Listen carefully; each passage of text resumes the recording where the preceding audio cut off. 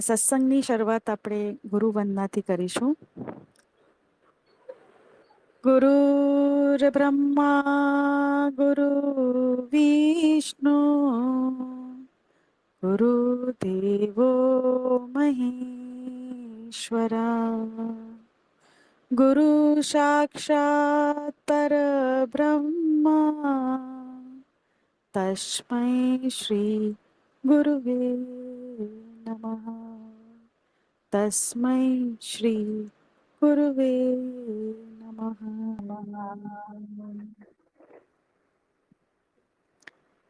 જી. તો આપણે ઇન્દ્રિયો પર ચર્ચા કરી રહ્યા હતા. હમ. જી. તો મનનના પ્રશ્ન લઈએ આપણે. આજ એજ કરીએ. અચ્છા ઠીક. તો ભાગ બે એક. હતો. હા, હમ ભાગ એક આપણે ચર્ચા કરી ચુક્યા છે. હવે આ ભાગ બે પર આપણે ચર્ચા કરશું. તો હમ સૌથી પહેલો પ્રશ્ન હતો, ઇન્દ્રિયોની પારનું જ્ઞાન કેવી રીતે શક્ય છે? તો ઇન્દ્રિયોની પારનું જ્ઞાન, એવો એક પ્રશ્ન આગળ આવી ચૂક્યો હતો કે ઇન્દ્રિયોની પાર જવું એટલે કે અનુભવની પાર જવું, અને અનુભવની પાર જવું એટલે ત્યાં પછી કશું જ નથી. અનુભવ અને અનુભવ કરતા એની ઉપર છે અનુભવ ક્રિયા. અને ત્યાં કોઈ જ્ઞાન શક્ય નથી. અને જ્ઞાન એમ પણ જ્ઞાન થતું નથી. જે પણ જ્ઞાન થાય છે એ મિથ્યાનું જ જ્ઞાન છે. અને જેમ આપણા ગુરુજી કહે છે કે અજ્ઞાનનો નાશ જ થાય છે. તો ઇન્દ્રિયોની પારનું જ્ઞાન, કોઈ પણ પ્રકારનું જ્ઞાન થતું હશે તો ત્યાં ઇન્દ્રિય હાજર હશે. એ પછી કોઈ પણ અવસ્થામાં હોય, કોઈ પણ શરીરમાં હોય, કોઈ પણ સમયમાં હોય, જ્યારે પણ કોઈ જ્ઞાન, કોઈ અનુભવ છે, મતલબ કે ત્યાં કોઈ ઇન્દ્રિય છે. ઇન્દ્રિયો વગર કોઈ જ્ઞાન શક્ય નથી. અને એ અનુભવનું જ્ઞાન, મિથ્યાનું જ્ઞાન, માયાનું જ્ઞાન જ શક્ય છે.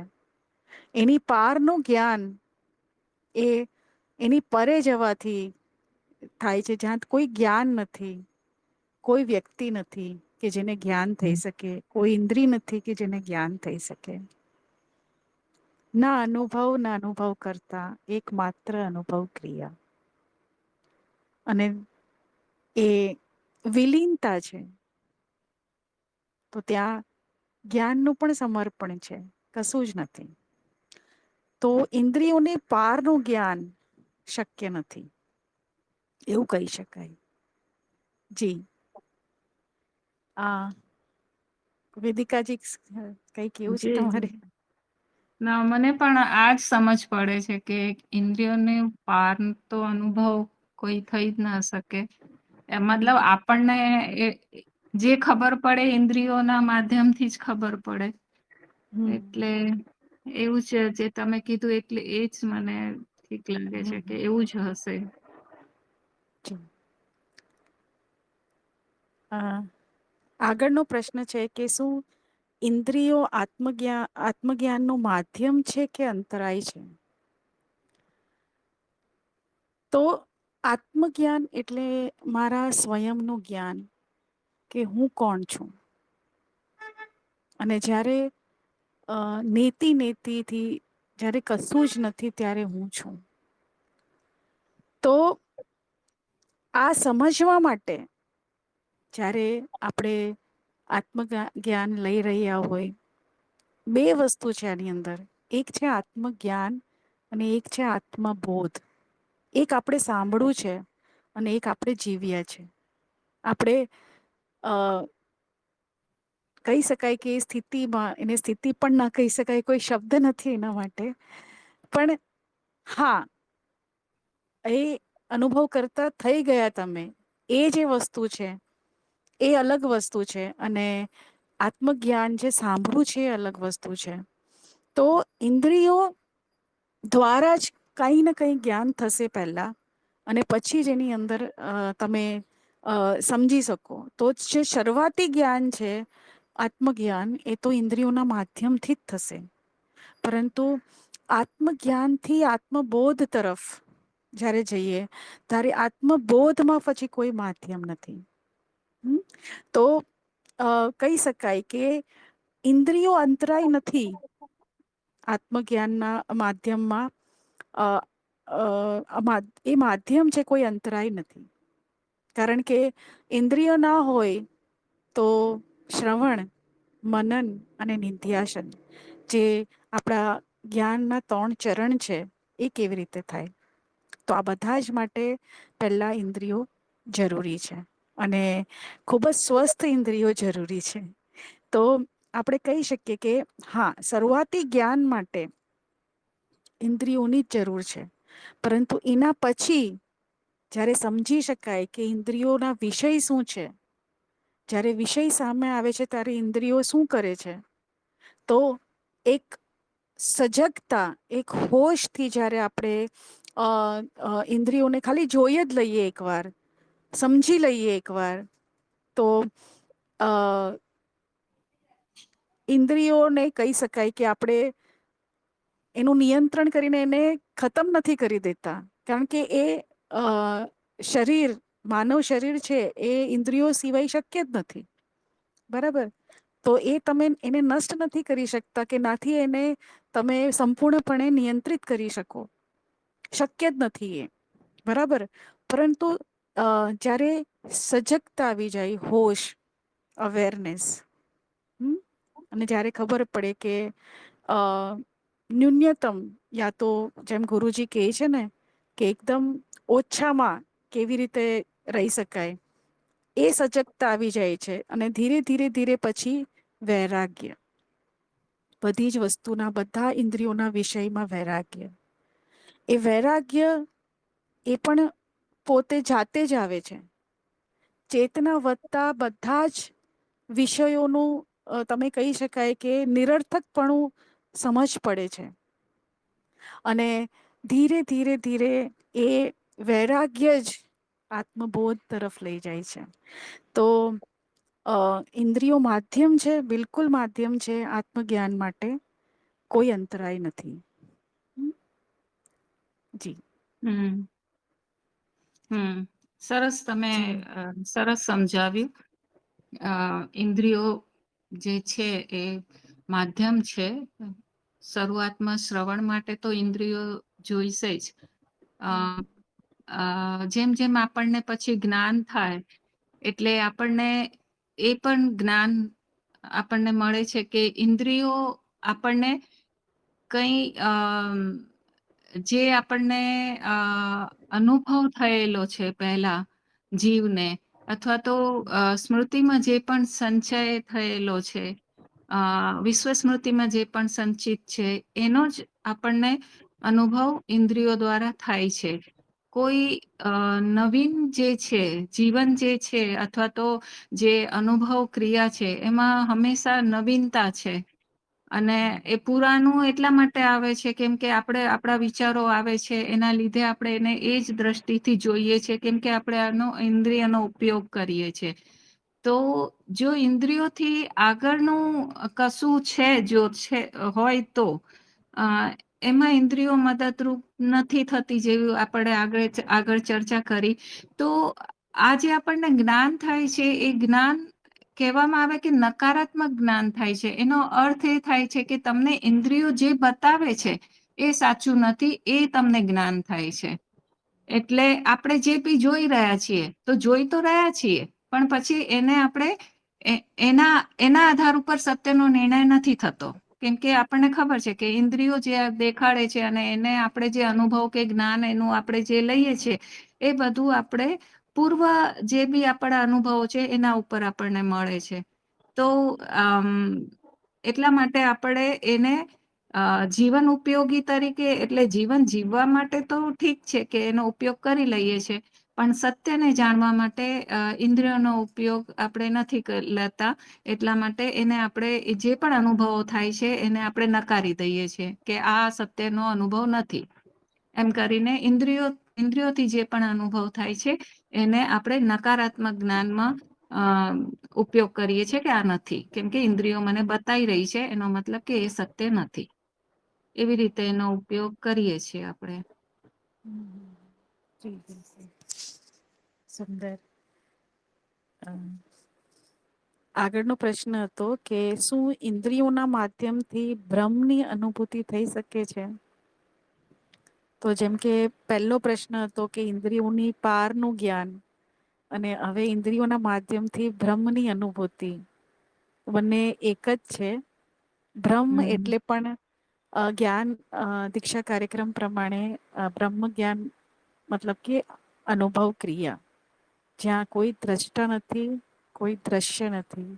માત્ર દ્રષ્ટિ હોવા પણ એક પ્રક્રિયા અને એ ઇન્દ્રિયોના માધ્યમથી હવે જયારે આપણે બ્રહ્મની વાત કરીએ છીએ ત્યારે ના તો અનુભવ છે ના અનુભવ કરતા. બંને નો એકબીજામાં વિલય છે. તો ત્યાં કોઈ અનુભવ નથી મતલબ ઇન્દ્રિયો ત્યાં માધ્યમ નથી. અને આ ત્યારે જ અને બ્રહ્મની કોઈ અનુભૂતિ નથી કારણ કે એને અનુભવવા માટે ત્યાં કોઈ વ્યક્તિ નથી. કોઈ વ્યક્તિ હશે તો અનુભવ થશે. પરંતુ બ્રહ્મની અનુભૂતિ જે શબ્દ પ્રયોગ થયો છે તો એની અનુભૂતિ કરવા માટે કોઈ વ્યક્તિ જોઈએ ત્યાં. અને વ્યક્તિ જ્યારે સમાપ્ત થાય છે ત્યારે જ એ આવે છે. જ્યારે કોઈ વ્યક્તિ નથી રહેતું, ના કોઈ અનુભવ, ના કોઈ ઇન્દ્રિયો. તો ઇન્દ્રિયોના માધ્યમથી કોઈ અનુભૂતિ થતી નથી એવું કહી શકાય. હા પણ ત્યાં સુધી પહોંચવા માટે ઇન્દ્રિયોના માધ્યમ ની જરૂર છે. હમ જેમાં આગળ આપણે વાત કરી એ પ્રમાણે હમ હે ને. બરાબર.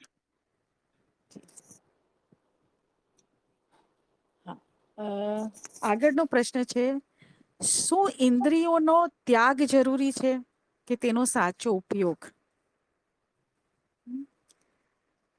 તો આ પણ એ જ પ્રકારનો પ્રશ્ન છે કે ઇન્દ્રિયોનો ત્યાગ શું થઈ શકે આપણાથી? ક્યાં હું એવું કહીને બેસી શકું કે મારે હવે નથી સાંભળવું, કે મારે હવે નથી જોવું, કે મારે હવે નથી ચાલવું એ પણ તો ઇન્દ્રિયો છે. બરાબર.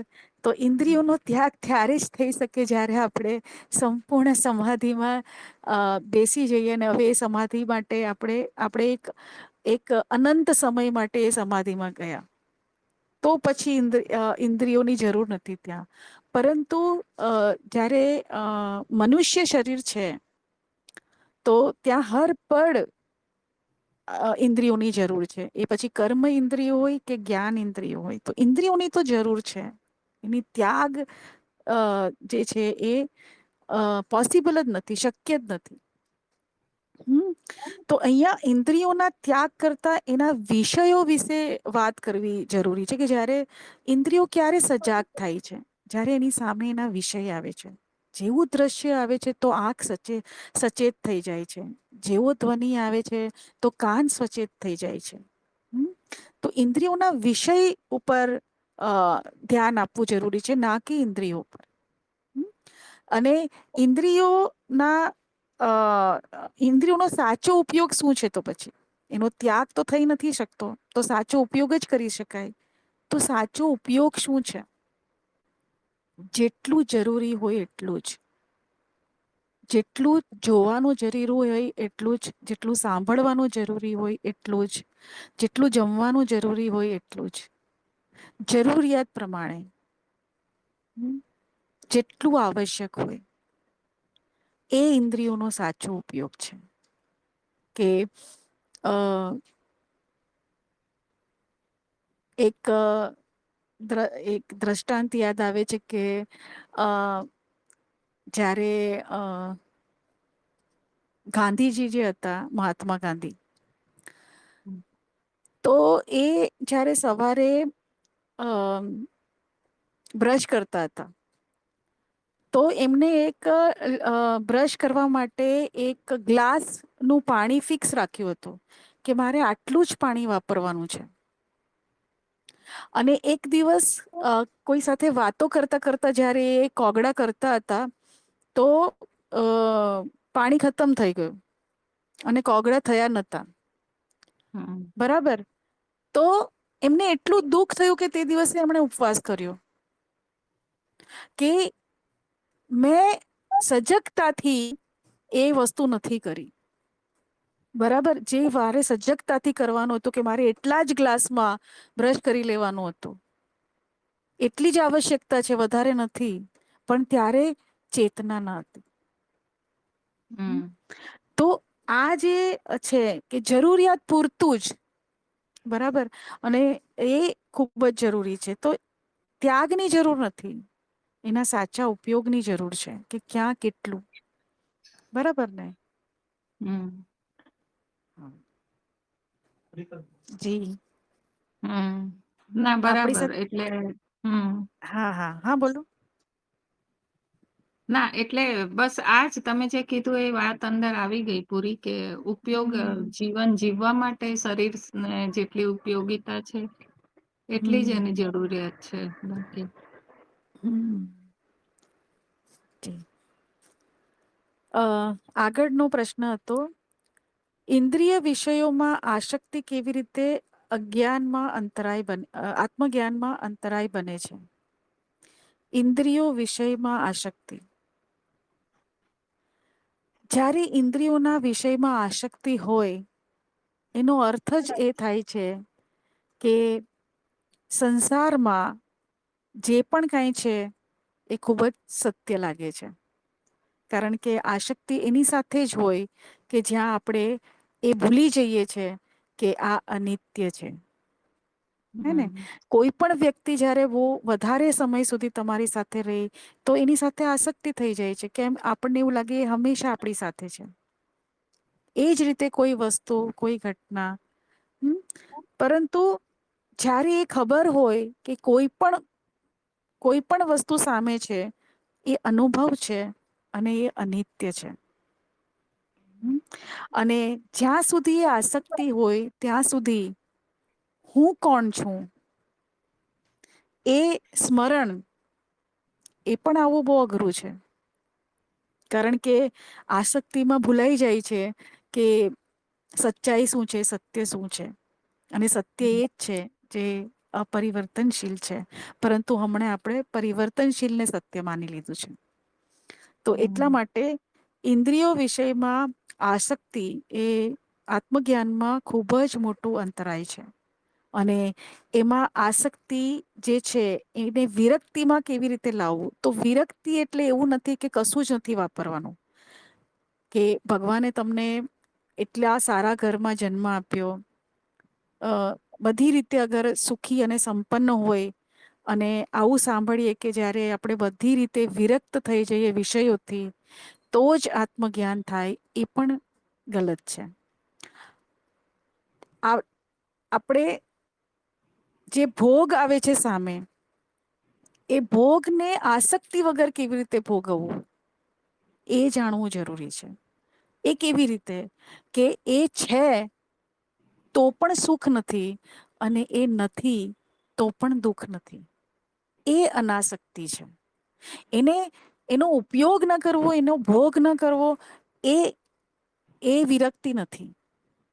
બરાબર પણ વિરક્તિ શું છે કે એનો ભોગ ભલે કરો પણ એ સ્મરણ છે કે એ અનિત્ય છે એ હંમેશા નથી અને એ સ્મરણ જ જે છે તે વિરક્તિમાં લઈ જાય છે. તો વિષયોથી આસક્તિ જ આત્મજ્ઞાનમાં અંતરાય બને છે પરંતુ એ આસક્તિને વિરક્તિમાં કેવી રીતે બદલવું એના માટે જ્યારે પણ કોઈ વિષય સામે હોય અને એ ભોગવવા માટે વસ્તુઓ પણ હોય અને એ ભોગવી શકાય એવું હોય તો એને ભોગતાની સાથે એ યાદ રાખવું કે એની સાથે સંકળાયેલું દુઃખ કેટલા % છે અને એની સાથે સંકળાયેલું સુખ કેટલા % છે. અને તમે જોશો કે બંને 50-50 છે. કોઈ પણ વસ્તુ તમારી સામે કોઈ જવાબદારી લીધા વગર આવતી નથી. કોઈ હમ મોટી પોઝિશન હોય અગર જોબમાં તો એ પણ જવાબદારી લાવે છે, અને ઘરમાં પણ અગર કોઈ મોટી પોઝિશન હોય તો એની પણ જવાબદારી છે. તો હરેક વસ્તુમાં અગર આપણે વિશ્લેષણ કરીએ તો 50% સુખ અને 50% દુઃખ છે. તમે ક્યાં છો એના ઉપર બધું જે છે નિર્ભર છે, કે સુખની ઉપર દ્રષ્ટિ છે કે દુઃખમાં દ્રષ્ટિ છે. બરાબર. અને સૌથી સરસ તથસ્થ ના સુખ ના દુઃખ, બંનેની ગેરહાજરી, અને એ જ છે સાચો આનંદ. જે આનંદની સ્થિતિ છે તે આ જ છે. બરાબર ને. જી. હમ ના સરસ, તમે સરસ વિશ્લેષણ કર્યું. તમે સરસ રીતે સમજાવ્યું અને બધા જ પોઈન્ટ આવી ગયા. બસ તમે જે બોલ્યા એમાંથી જ મને એક બીજું કે યાદ આવ્યું કે આપણેે જે ભોગ કરીએ છીએ એ એટલે એકચુઅલી આપણો જ ભોગ લેવાય છે. આપડે એવું હા વિચારીએ છીએ કે હું કોઈનો ભોગ કરું છું. પણ વાસ્તવમાં એવું થાય છે કે આપણો જ ભોગ થઈ જાય છે. સાચી એટલે વાત છે. હા. અને એમાં એવું પણ થયું ને કે કોઈ પણ ભોગ મતલબ ભોગ આપણેે જે ભોગવીએ એ ચેતાના પ્રકાશમાં હોવું જોઈએ એવું ને, તો જ ખબર પડે ને. હા હા. કોઈ પણ વસ્તુ સામે આવે વિષય એટલે સૌથી પહેલા જયારે પણ ભોગવીએ તો ચેતના હોય ત્યારે જ તો ખબર પડે કે દુઃખ હા બી એજ છે ને સુખ બી છે. સુખ પણ છે અને હા સાચી હા વાત. હા. સરસ. અને હા, જેમ આપણે આગળ પણ વાત કરી હતી ને કે જે હિમાલય નો એવરેસ્ટ ક્રોસ કરી લે એને જે સુખનું પળ મળ્યું હશે ઉપર, એની આનંદની સ્થિતિ જે હશે તેને કોઈ સાથે આપણે સરખામણી ના કરી શકીએ. પણ એના માટે એને શું દુઃખ પડ્યું હોય એને જ ખબર છે. સાચી વાત. બરોબર ને. એ પ્રમાણે જી. આગળનો પ્રશ્ન છે, શું ઇન્દ્રિયોનું સંપૂર્ણ નિયંત્રણ જ મોક્ષનું દ્વાર છે? તો સૌથી પહેલા મોક્ષની વ્યાખ્યા કરવી જરૂરી છે. તો આ તમે લોકો કહેશો મોક્ષ એ આપણા જ્ઞાન માર્ગ જ્ઞાન દીક્ષા કાર્યક્રમ પ્રમાણે શું છે? અથવા તો પરંપરાગત સંસારમાં મોક્ષની વ્યાખ્યા શું છે? મોક્ષ એટલે મુક્તિ. મુક્તિ હમ પણ આપણે મુક્ત તો છે જ. એવું પણ કહી હા શકાય ને. આપણે મુક્ત જ છીએ હા. ને. હમ તો પરંપરાગત રીતે મોક્ષની જે વ્યાખ્યા છે એ છે શરીરોથી મુક્તિ. હેને આ જે મુક્તિ જીવન હા, જે આપણે શરીરના બંધનમાં છે હમણાં મૃત્યુલોકમાં એનાથી મુક્તિ. એને મોક્ષ હમ કહેવામાં આવ્યો છે. અને આપણો પ્રશ્ન એ છે કે શું ઇન્દ્રિયોનું સંપૂર્ણ નિયંત્રણ જ મોક્ષનું દ્વાર છે? તો ઇન્દ્રિયો અને એની સાથેનું જે પણ શરીર છે એ કોઈ પણ સ્થિતિનું શરીર હોય એ બધું જ અનુભવ છે. અને એ મિથ્યા છે, માયા છે. અને એને જાણનાર હું સત્ય છે. તો હું કોઈના બંધનમાં નથી. કોઈ એને બાંધી શકે નહીં. ના કોઈ શરીર, ના કોઈ સમય, ના કાળ. બરાબર. તો જ્યારે એ કોઈના બંધનમાં જ નથી તો ઇન્દ્રિયો અને એનું નિયંત્રણ એની સાથે એનો શું સંબંધ છે? બરાબર. પરંતુ એને સમજવા માટે કે હું કોણ છું અને એનું સ્મરણ અને એની સાથે ચેતના, સાક્ષી ભાવ અને ત્યાંથી સાક્ષી ત્યાં સુધીની સફર જે છે કોઈ સફર નથી. એકવાર સમજી ગયા તો એ કોઈ અંતર નથી. પણ તો પણ જે શરૂઆતી જ્ઞાન છે એના માટે ઇન્દ્રિયોનું નિયંત્રણ નહીં પણ એના વિષયોને સમજવું, આપણી વૃત્તિઓને સમજવું, ખૂબ જ આવશ્યક છે કે વૃત્તિઓ સંસાર તરફ જઈ રહી છે કે મારી અંદર તરફ જઈ રહી છે. જે ઇન્દ્રિયોની શક્તિઓ છે તે હું બહાર સંસારમાં વ્યર્થ એને વેડફું છું કે પછી એ શક્તિ જે ઇન્દ્રિયોની છે એને હું અંદર જોઈ રહી છું. બરાબર, એ જાણવું બહુ ખૂબ જ જરૂરી છે. અને એ જ એક ચેતના જે લઈને આવે છે, એ ચેતનાથી અ એ સાક્ષી ભાવથી એ સાક્ષીની સ્થિતિમાં એને સ્થિતિ ના કહી શકાય પણ અનુભવ કરતા બની જવું અથવા થઈ જવું, એ જે પણ કઈ છે ત્યાં સુધી જવા માટે એ અંદરની સ્થિતિને જાણવી ખૂબ જ જરૂરી છે. અને એના માટે આ ઇન્દ્રિયોને જાણવી જરૂરી છે કે જે વૃત્તિઓ જેની બહાર ભટકે છે એને કેવી રીતે અંદરની તરફ વાળી દેવું. બરાબર ને?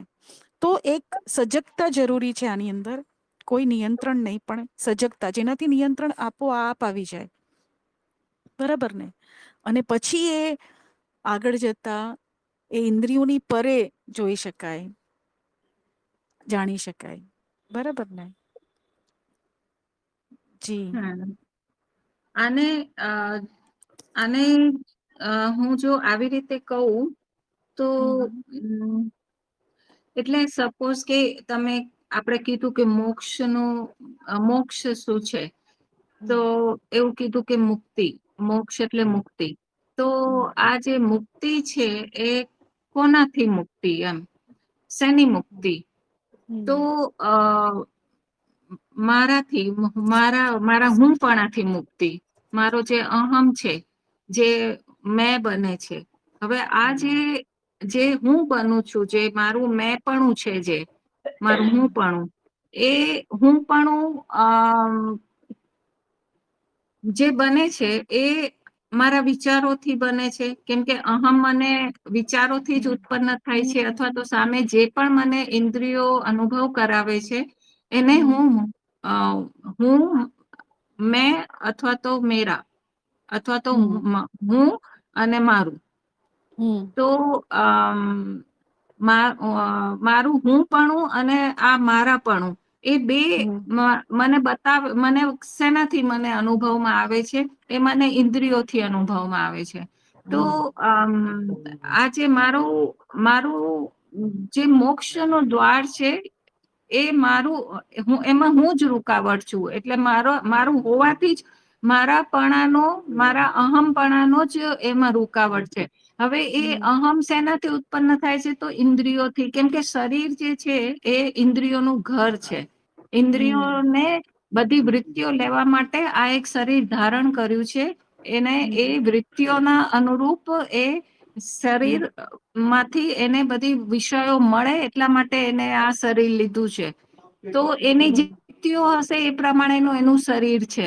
અને એ વૃત્તિઓ પૂરી કરવા માટે એ પ્રમાણેની એની પાસે ઇન્દ્રિયો છે. ને આ ઇન્દ્રિયોમાં માણસમાં, મનુષ્ય જીવનમાં બધાથી મોટું અહમ છે. કેમ કે દરેકમાં હું અને મારાપણું, એ બે એનામાં બહુ વધારે છે. અને એનાથી આવે છે કે વિચારોથી અને ઇન્દ્રિયોના અનુભવોથી. તો શું ઇન્દ્રિયોનું સંપૂર્ણ નિયંત્રણ જ મોક્ષનું દ્વાર છે?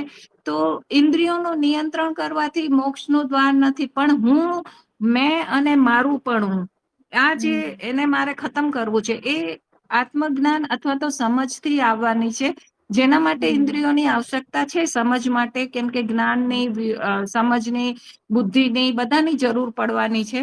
તો હમ એનો ઉપયોગ કરીને પછી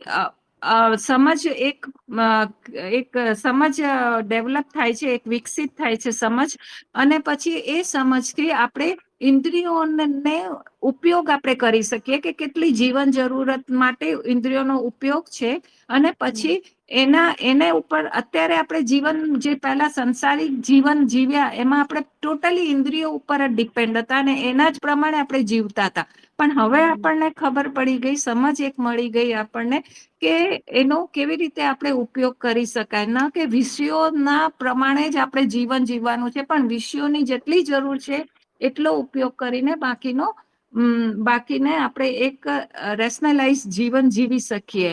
તો તો એવી જ રીતે ઇન્દ્રિયોનું સંપૂર્ણ નિયંત્રણ નથી કરવાનું, પણ એની સમજપૂર્વક, જેવી રીતે તમે પણ કીધું કે એની સમજપૂર્વક આપણે એનો ઉપયોગ કરી શકીએ. તો આ જે આપણી સમજ છે, જો આપણી એક ધ્યાન વિકસિત થાય છે, જે સાક્ષી ભાવ આવે છે, અને એનાથી આપણે આપણી ઇન્દ્રિયોનું એક કંટ્રોલ વેમાં જ્યારે જરૂરિયાત છે ત્યારે જ એનો ઉપયોગ કરીને આપણે જીવન સારી રીતે જીવી શકીએ છીએ, અહમથી મુક્ત થવા માટે, અને પછી એ મોક્ષનું દ્વાર બની શકે છે. આમાં મારું માનવું એવું છે હમ. કે અજ્ઞાનનો નાશ એ જ મુક્તિનો દ્વાર છે. જી બિલકુલ. જી.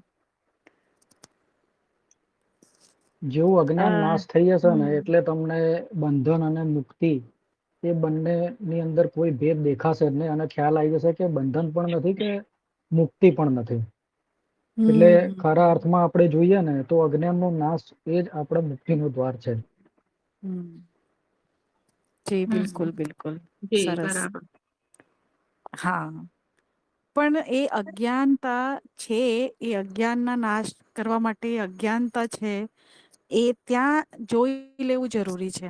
અને એ જોવા માટે ચેતના જરૂરી છે, કે અહીં અજ્ઞાન પ્રગટ થઈ રહ્યું છે, અને એ ચેતના માટે હા, એટલે એના માટે ઇન્દ્રિયો, હા, ઇન્દ્રિયોની એટલે જરૂર છે જ. જરૂર છે. જી. તો એ રીતે આખું આપણે સમજી શકીએ. બહુ સરસ. પણ જ્યાં અજ્ઞાન સમજ પડી ગઈ તો ત્યાં બધું જ, ના બંધન છે, ના મુક્તિ છે, કશું જ નથી. એકદમ સરસ, સુંદર. જી આગળનો પ્રશ્ન છે, શું ઇન્દ્રિયોથી પરેનો અનુભવ શક્ય છે? તો આ ચર્ચા આપણે કરી ઇન્દ્રિયોના કઈ માધ્યમથી બ્રહ્મની હમ અનુભૂતિ. હેને?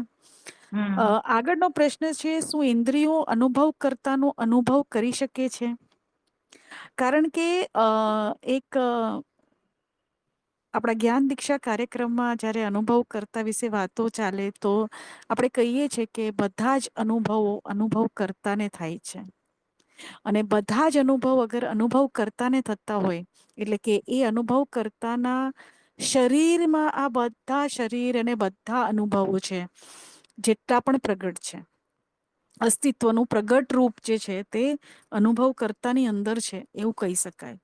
તો જ્યારે આવી વાતો ચાલે છે ત્યારે એવું એવું શંકા આવે છે કે અનુભવ કરતાને કઈ ઇન્દ્રિયોથી અનુભવ થતો હશે? કારણ કે જ્યારે માનવ શરીર છે તો દરેક અનુભવ માટે એક ઇન્દ્રિય છે. સ્વપ્નના અનુભવ માટે અલગ ઇન્દ્રિયો, સૂક્ષ્મના અનુભવ માટે અલગ, દ્રશ્યના અનુભવ માટે અલગ, સ્વાદના અનુભવ માટે અલગ. તો દરેક વસ્તુ માટે ઇન્દ્રિયો છે. તો અનુભવ કરતા પાસે કઈ ઇન્દ્રિયો હશે? તો અહીંયા જાણી લેવું ખૂબ જ જરૂરી છે કે અનુભવ કરતાને કોઈ જ અનુભવ થતો નથી. એ તો માત્ર દ્રષ્ટા છે, સાક્ષી છે, ચૈતન્ય છે. અને ત્યાં એને કહી શકાય કે ત્યાં કોઈ અનુભવ જ નથી. બરાબર?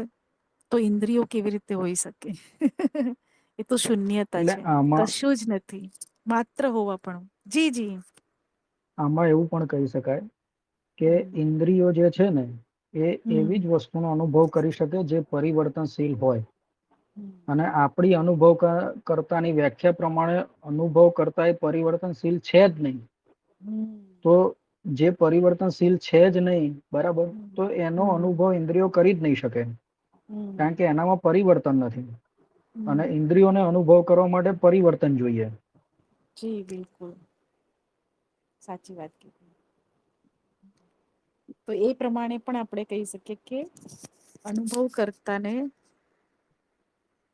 અનુભવ કરતા નો અનુભવ કોઈ ઇન્દ્રિયોથી થઈ શકતો નથી. બરાબર ને? તો શું પોતાનો અનુભવ ઇન્દ્રિયો દ્વારા શક્ય છે? પોતાનો એટલે કે અનુભવ કરતા. તો જેમ કે આગળ પણ આપણે વાત કરી કે ઇન્દ્રિયો સાધન છે, પરંતુ અનુભવ કરતાનો અનુભવ શક્ય નથી. એની આપણે ઘણી ચર્ચા કરી હતી આગળ પણ, કે એ વસ્તુ શક્ય નથી. હે ને? હમ. તો હા, 24 નંબરનો પ્રશ્ન છે, કઈ ઇન્દ્રિયોના માધ્યમથી અનુભવ કરતા ને બધા અનુભવો થાય છે? તો આપણે એ પણ વાત કરી કે એને કોઈ જ અનુભવ થતા નથી. એ અનુભવ થતો કાવ્યાત્મક નથી. છે કે ઇન્દ્રિયોને માધ્યમથી એને અનુભવ થાય છે, એવું કશું જ નથી. અનુભવ કરતાને કોઈ અનુભવ નથી થતા. આમાં હા, હા જી. આમાં એક વાત હું એડ કરવા માંગુ છું, થોડીક અલગ થશે, પણ એટલે જેવી રીતે આપણા જ્ઞાન દીક્ષા કાર્યક્રમમાં પણ છે કે સત, ચિત્ત અને આનંદ એ 3 ગુણો છે અનુભવ કરતાના. તો સત એટલે જેનામાં કોઈ પરિવર્તન નથી, એ નિત્ય છે, હંમેશા છે. ચિત્ત એટલે એ એ જ્ઞાન સ્વરૂપ છે. એને આપણે અનુભવ તરીકે ના કહી શકાય, પણ એટલે જ્ઞાન સ્વરૂપ એટલે શું કે હવે જેવી રીતે એક ઝાડ છે સામે, તો ઝાડને હું જોઉં છું, એક માણસ જુએ છે, એક ગાય જુએ છે, એક કૂતરો જુએ છે. તો એ બધાને એ જે જ્ઞાન થાય છે કે સામે કંઈક છે. હવે માણસને જ્ઞાન થાય છે કે સામે એક ઝાડ છે, એને નામ આપે છે ઝાડ છે. ગાય એને જ્ઞાન થાય છે, એનામાં કોઈ એવું નથી થતું કે આ એનું નામ એને આપવાનું, પણ એને ખબર છે કે આ સામે કંઈક છે. અને એટલે એને એક પ્રકારનું જ્ઞાન થાય છે. કૂતરાને જ્ઞાન થાય છે. એમાં વસ્તુ બધા અલગ અલગ જોવે છે, પણ એમાં કોમન વસ્તુ શું છે બધામાં, કૂતરા, ગાય અને માણસમાં, કે બધાને જ્ઞાન થઈ રહ્યું છે કે સામે એક દ્રશ્ય છે. તો આ દ્રશ્યનું જે જ્ઞાન થાય છે ને, એ અનુભવ કરતાથી થાય છે. આપણે એવું વિચારીએ છીએ કે કોઈ બી અનુભવમાં જે નામરૂપ આવે છે, એ આપણને આપણા પાસે જે યંત્ર છે, આપણી પાસે જે મન બુદ્ધિ છે, જેવું અંતઃકરણ છે, જેવું ચિત્ત છે, એ પ્રમાણે અનુભવ થાય છે. પણ જે જ્ઞાન છે એ દરેકને થાય છે, પણ એ અભિવ્યક્તિ એની અલગ અલગ પ્રમાણમાં હોય છે, અલગ અલગ પ્રમાણે હોય છે. જે પ્રમાણેનું એનું અંતઃકરણ છે, જે પ્રમાણેનું એ યંત્ર છે, એ પ્રમાણે એનો અનુભવ થાય છે. તો અનુભવ કરતાથી જ્ઞાન થાય છે, એટલે અનુભવ કરતાને જ્ઞાન થાય છે. પણ અનુભવ કરતાને એવું જ્ઞાન નથી થતું કે આ ઝાડ છે, આ કૂતરો છે, આ માણસ છે, એવું નહીં. એને જ્ઞાન એટલે અનુભવ કરતા એ જ્ઞાન સ્વરૂપ છે, એના લીધે બધાને જ્ઞાન થાય છે કે સામે શું છે. એટલે દ્રશ્ય જે બી દેખાય છે, અથવા તો કોઈ બી અનુભવ થાય છે, અનુભવોની અનુભૂતિ અથવા તો અનુભવોની પ્રતીતિ જે છે, એ અનુભવ કરતાના લીધે થાય છે. પણ એ પ્રતીતિ શું થાય છે, નામરૂપ, એ નથી એ એવું ના કહી શકાય. એ તો યંત્ર પ્રમાણે થશે. પણ જ્ઞાન સ્વરૂપ જે છે, એ અનુભવ કરતાનું ગુણ છે, અને એ બધા માટે છે. બિલકુલ, બિલકુલ. કે આમાં દરેક, હા બોલો.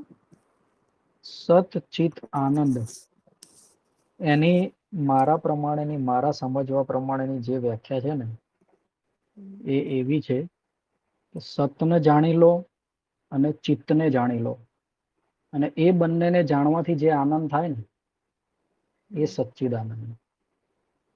સત એટલે બ્રહ્મ અને ચિત એટલે માયા. આ બંનેને જે જાણી લે અને એ જાણ્યા પછી જે આનંદ થાય, આનંદની અનુભૂતિ થાય, એને સચ્ચિદાનંદ કહેવામાં આવે.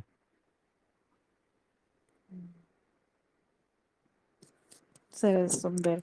હમ.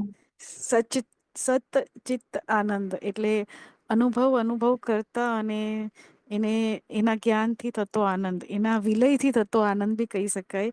કારણ કે જેવું બંનેનું જ્ઞાન થાય એટલે એનું એકીકરણ થઈ જાય. બરાબર ને? તો સરસ, હમ. સુંદર.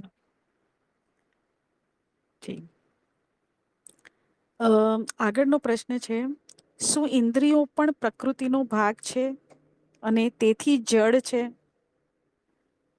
તો પ્રકૃતિ શબ્દ આપણે જ્ઞાન દીક્ષા કાર્યક્રમમાં નથી વાપર્યું, પણ પ્રકૃતિને આપણે અનુભવ કહેશું, અસ્તિત્વનો પ્રગટ ભાગ કહેશું. તો જે ઇન્દ્રિયો પણ પ્રકૃતિનો જ ભાગ છે અને એ પણ જડ જ છે. બરાબર ને? પણ આપણે જીવંત શેના માટે લાગે છે? કારણ કે એ ચેતના આપણામાં છે. જ્યાં સુધી એ ચેતના છે ત્યાં સુધી તો આખું શરીર જ ચેતનવંત લાગે છે. પણ ખરેખર જોવા જઈએ તો એ જડ છે. બરાબર? પણ આમ જોવા જઈએ તો બધું ચેતનીય જ છે. બરાબર ને? અગર આપણે કોન્શિયસનેસ ની વાત કરીએ કે ચેતનાની વાત કરીએ તો દરેક વસ્તુમાં, પથ્થરમાં પણ ચેતના છે. હમ પરંતુ એ સુષુપ્તિમાં છે. બરાબર ને? તો ચેતના તો બધામાં જ છે. એના પર્સન્ટેજ ઓછા વધતા હોઈ શકે, કે આપણે એવું માની લીધું છે કે મનુષ્યમાં સૌથી વધારે ચેતના છે. પણ કોને ખબર કે કોઈ પ્રાણીઓમાં પણ આપણાથી વધારે હોય, આપણાથી વધારે સમજદાર પણ હોય. આપણે સૌથી વધુ બુદ્ધિશાળી પ્રાણી કરીને આપણે મનુષ્યને જ કહી દીધું છે, એને જ સર્ટિફિકેટ આપી દીધું છે. પણ જરૂરી નથી, કારણ કે આપણને નથી ખબર એ પ્રાણીઓ શું વિચારે છે અને શું કરે છે. હોઈ શકે કે આપણને જોઈને એ લોકો હસતા હશે. કે આપણે આગળ પણ વાત કરી હતી કે 84 લાખ યોની છે, પરંતુ એક જ યોની એવી છે કે જેને દિવસ રાત શું જમવું, શું પહેરવું એની ચિંતા છે. બાકી કોઈ યોનીને ચિંતા નથી. તો મને લાગે તો આપણાથી બુદ્ધિશાળી તો એ લોકો છે. તો અંતમાં તો એવું જ કહી શકાય કે કશું સમજી નથી શકાતું, બધું અજ્ઞેય જ છે. એને શું જાણીએ આપણે અંતમાં તો? આ ખાલી બુદ્ધિની કસરત છે, બાકી કશું નથી. હા, સાચી વાત છે. બરાબર ને? હા. જી આમાં શું કેવું છે? ઇન્દ્રિયો જડ છે કે ચેતન છે? ના, ઇન્દ્રિયો તો જડ જડ તમે કીધું એ બરાબર છે, કેમ કે પ્રકૃતિનો ભાગ છે. પ્રકૃતિ હવે આપણે એવું સમજીએ કે આ જે પંચ તત્વ છે, કે આ જે પૃથ્વી, જળ, તેજ, વાયુ, આકાશ, જે આપણે પાંચ તત્વો છે, એનાથી જ આપણું શરીર પણ બન્યું છે અને એનાથી જ આપણી ઇન્દ્રિયો પણ બની છે. તો હવે આપણે જેવી રીતે આપણને ખબર છે, પહેલા બી તમે વાત કરેલી છે કે જે ઇન્દ્રિયો છે, જેવી રીતે આંખની જે ઇન્દ્રિય છે, જે જોવાની, એમાં તેજ અથવા તો સૂર્યનું પ્રમાણ વધારે હોય અને બીજા જે તત્વો છે એ ઓછા હોય. આ કાનમાં જે સાંભળવાનો છે એમાં વાયુનું પ્રમાણ વધારે હોય, એટલે એના લીધે તમને વાયુથી જે પણ કંપન થતા હોય એને આ ઇન્દ્રિય પકડી શકે. એટલે આપણી જેટલી ઇન્દ્રિયો છે આ પંચ તત્વને પ્રમાણે પેલું શું કહેવાય, એવી રીતે એનું બેલેન્સ એવી રીતે બનેલી છે કે એ તત્વને એ પકડી શકે. સૂર્યથી રિલેટેડ એટલે રૂપ, રંગ, કલર, એ બધા જે બી હોય છે એ આંખ પકડી શકે. અને અવાજ જે છે એ કાન, અને પૃથ્વી તત્વ જેમાં વધારે હશે તો એની ગંધ હશે અને એ ગંધને નાક પકડી શકશે. એટલે આવી રીતે બધી તત્વોનું સંમિશ્રણથી એનું એલાઇનમેન્ટ એવી રીતે થયું છે કે એ તત્વને આ ઇન્દ્રિય પકડી શકશે એમ. તો એટલે જ સમજ પડે કે પ્રકૃતિ થી જ બધું બનેલું છે અને આપણું શરીર બી પ્રકૃતિથી જ બનેલું છે. એટલે પ્રાકૃતિક એટલે મેટરથી એમ. શું કેવાય, પ્રાકૃતિક તત્વો એમ. તો એનાથી જ બનેલું છે. અને જળ તમે કીધું કે જળ તો કશું જ નથી. એ તો આપણી જડતાની જે વ્યાખ્યા છે એ સાપેક્ષિક છે. કેમ કે આપણે એક ચેતનને કોઈને માની લીધું છે તો એના સાપેક્ષ આપણે એને જળ કહીએ છીએ. બાકી જળ તો કોઈ જ નથી. બધા ને જે પ્રમાણે સિસ્ટમ તંત્ર છે એ પ્રમાણે બધામાં એ તો છે જ, એનામાં જીવનતા તો છે જ. જી. આગળનો પ્રશ્ન હતો, ઇન્દ્રિયોના ભ્રમ કેમ થાય છે? જ્યારે ઇન્દ્રિયો જડ છે, બરાબર, એક વસ્તુ પ્રમાણે જ છે, તો આપણી પાસે એવી ઇન્દ્રિયો છે, એના ભ્રમ કેમ થાય છે? બરાબર છે. તો આપણે જે ઉપર ઇન્દ્રિયોની વાતો કરી હતી એ દ્વારની વાત કરી હતી કે તમારા કાન છે, આંખ છે, એ બધા જ જે બધી જ જે ઇન્દ્રિયો છે એ દ્વાર છે. અને આપણી જે એના પછી જે વસ્તુ થાય છે અને જેનાથી એ અનુભવાય છે એ ખરેખર ઇન્દ્રિય છે. અને આ બધી જ વસ્તુઓ અંતમાં મસ્તિષ્કમાં ભેગી થાય છે.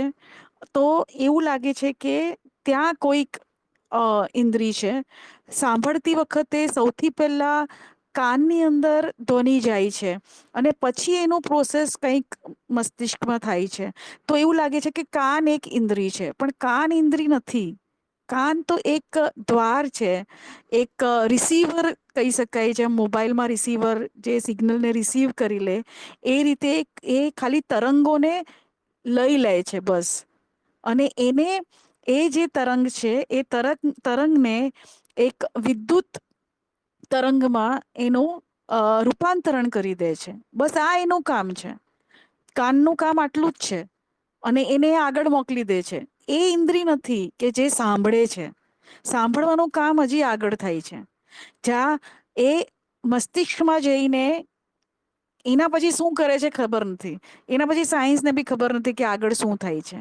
બરાબર, પણ કંઈક એવું થઈ જાય છે, સમજાઈ જાય છે કે હા આ કંઈક ધ્વનિ આવી છે. અને એ ધ્વનિને કેવી રીતે સમજાય છે કે ભાઈ પાછળના કોઈ અનુભવ છે સ્મૃતિમાં. બરાબર, એ અનુભવોના સંયોજનથી પછી એ જ્ઞાન થઈ જાય છે કે હા આ વસ્તુ બોલી છે, મતલબ એનો આ અર્થ છે. તો એ રીતે ઇન્દ્રિયોના ભ્રમ પેદા થાય છે કે કાન પાસે એક ઇન્દ્રિય છે, એક નાક પાસે છે, એક આંખ પાસે છે. પરંતુ અંતમાં ત્યાં ઇન્દ્રિયોના જે એ દ્વાર છે અને એ પછી એની પ્રોસેસ અંદર થઈને પછી કંઈક આપણને ખબર પડે છે એ ઇન્દ્રિયો છે. બરાબર, તો એ હમ રીતે આપણે કહી શકાય કે ભ્રમ એટલા માટે થાય છે કે ભાઈ ત્યાંથી કંઈક મળે છે આપણને. આંખોમાંથી સામેના દ્રશ્યનું ઇનપુટ મળે છે. બરાબર ને, કાનમાં ધ્વનિનું ઇનપુટ મળે છે. એટલે આપણને એમ થઈ જાય કે ભાઈ હા એ ત્યાં કંઈક ઇન્દ્રિયો છે. પણ એ સૌથી મોટો ભ્રમ છે. જી. હા. બરાબર. હા, એટલે મોટા ભાગની ઇન્દ્રિયો આપણા મસ્તિષ્કમાં અહીંયા ઉપરના ભાગમાં જ છે. આંખ બી ત્યાં જ છે, હમ કાન બી ત્યાં છે, હમ નાક બી ત્યાં છે, જીભ પણ ત્યાં છે.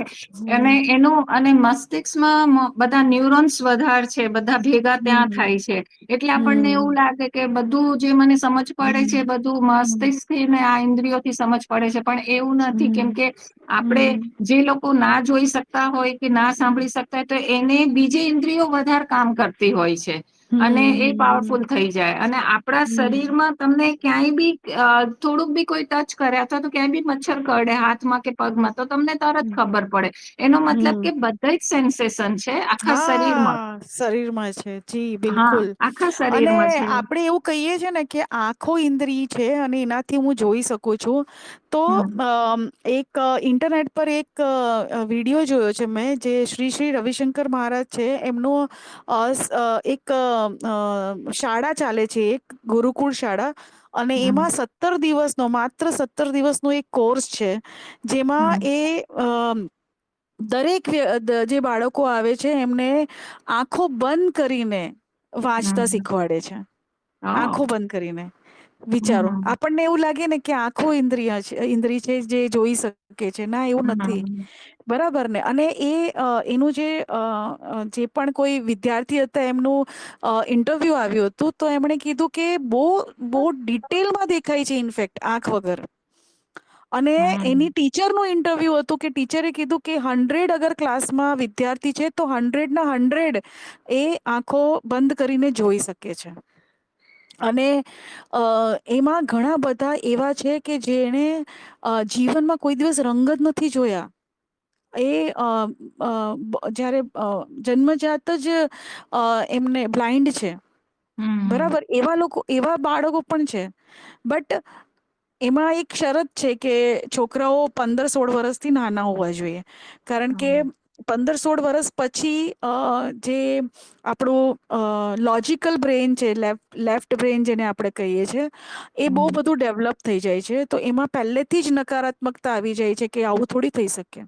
કારણ કે હમ એ સમયે આપણી ઇન્દ્રિયો બહુ જ સત્ય, મતલબ આપણે સત્ય માની લીધી છે અને એના ઉપર મોહર મારી દીધી છે કે આંખો વગર દેખાય નહીં, એવી હમ રીતે.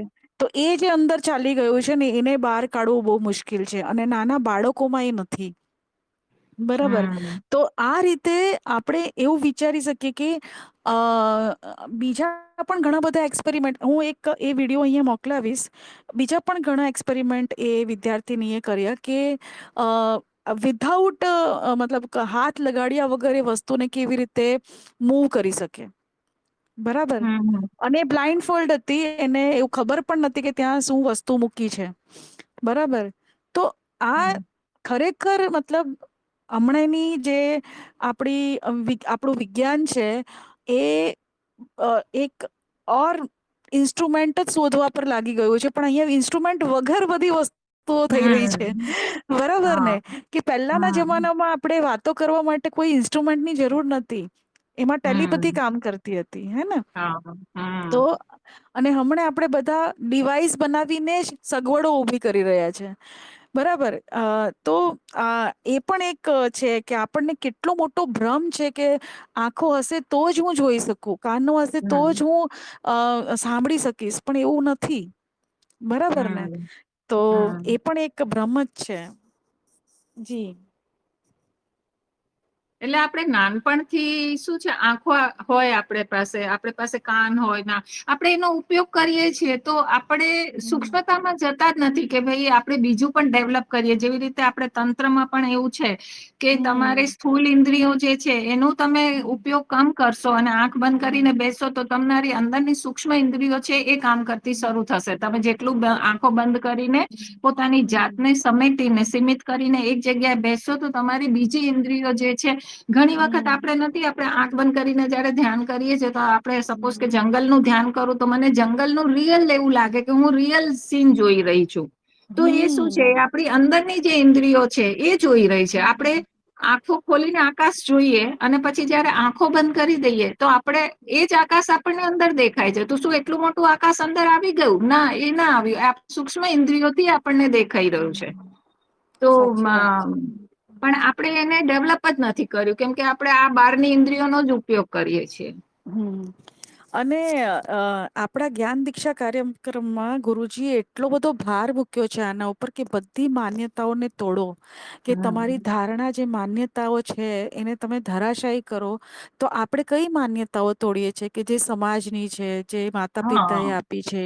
પણ કેટલી બધી માન્યતાઓ કેવી છે કે હું આંખો હશે તો જ હું જોઈ શકું, આવી તો માન્યતા છે. હા બરાબર. એના ઉપર આપણે પ્રશ્ન ચિહ્ન લગાવ્યું જ નથી.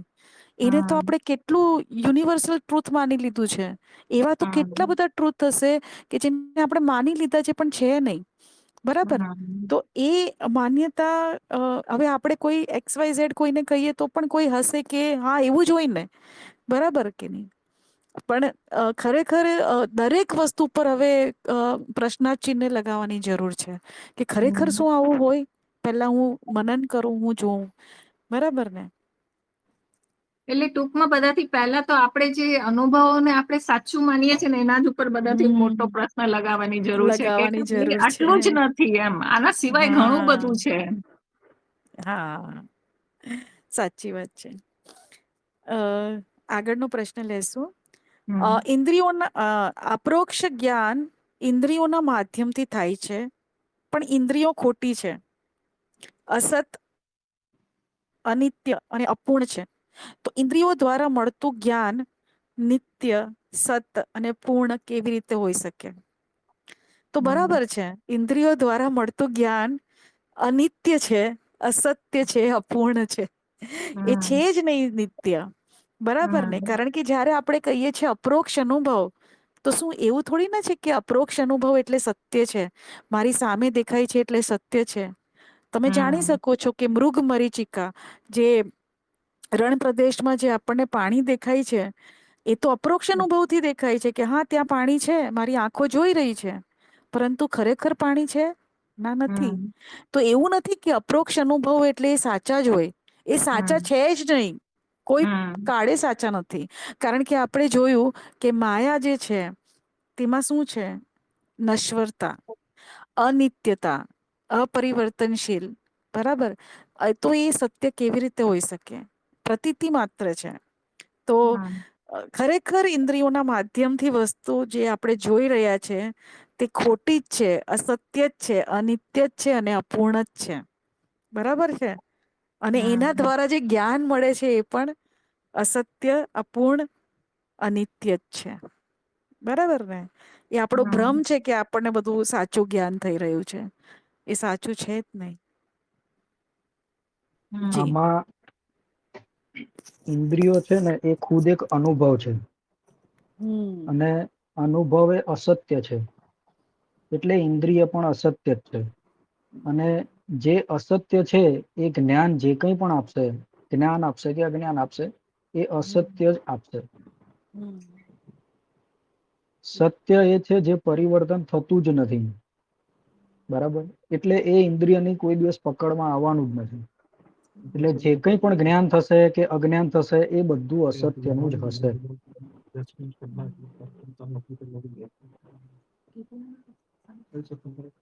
સાચી વાત છે. જી. એટલે કોઈ આ બીજા માયા પ્રશ્ન? ઉપર દોહરી માયા હમ. આપણે કહીએ ને એવી છે. હા, સાચી વાત છે. હા. જી. કોઈ બીજા પ્રશ્ન છે ઇન્દ્રિયો વિશે?